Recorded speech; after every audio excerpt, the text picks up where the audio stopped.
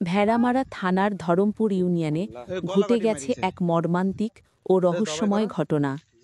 আজ সকালে বিলের মাঠে ধানের মধ্যে এক ব্যক্তির লাশ উদ্ধার করেছে স্থানীয়রা। নিহতের মুখমণ্ডল পুড়িয়ে ফেলা হওয়ায় বিষয়টি আরও উদ্বেগজনক হয়ে উঠেছে। প্রত্যক্ষদর্শীরা জানিয়েছেন, সকালে কৃষকরা মাঠে কাজ করতে গিয়ে প্রথমে লাশটি দেখতে পান। স্থানীয়রা জানান, ঘটনাস্থলটি দেখে সকলেই আতঙ্কিত হয়ে পড়েছেন।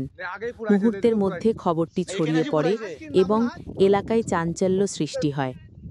স্থানীয়রা ঘটনার প্রকৃত রহস্য উদ্ঘাটনের জন্য প্রশাসনের দ্রুত হস্তক্ষেপের দাবি জানিয়েছেন।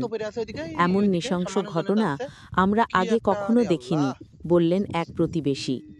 এভাবে কোনো মানুষকে হত্যা করে মুখমণ্ডল পুড়িয়ে ফেলা সত্যিই ভীতিকর। আমাদের এলাকায় নিরাপত্তা ব্যবস্থা আরও কঠোর করার প্রয়োজন, যোগ করেন তিনি।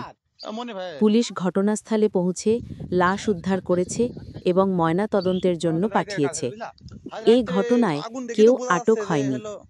পুলিশ জানিয়েছে, হত্যাকাণ্ডের কারণ তদন্তাধীন এবং হত্যাকারীদের খুঁজে বের করতে তারা সক্রিয়ভাবে কাজ করছে। এ ঘটনার সঙ্গে স্থানীয় কোনো দ্বন্দ্ব বা পূর্বশত্রুতার সম্পর্ক আছে কিনা তা তদন্তের সময় স্পষ্ট হবে। এই ঘটনায় এলাকাবাসী নিরাপত্তা বৃদ্ধির পাশাপাশি দ্রুত বিচার দাবি করছেন। এটি ভেড়ামারার ধরমপুর ইউনিয়নের জন্য এক আতঙ্কের সকাল এবং পুরো এলাকায় শোকের ছায়া নেমে এসেছে।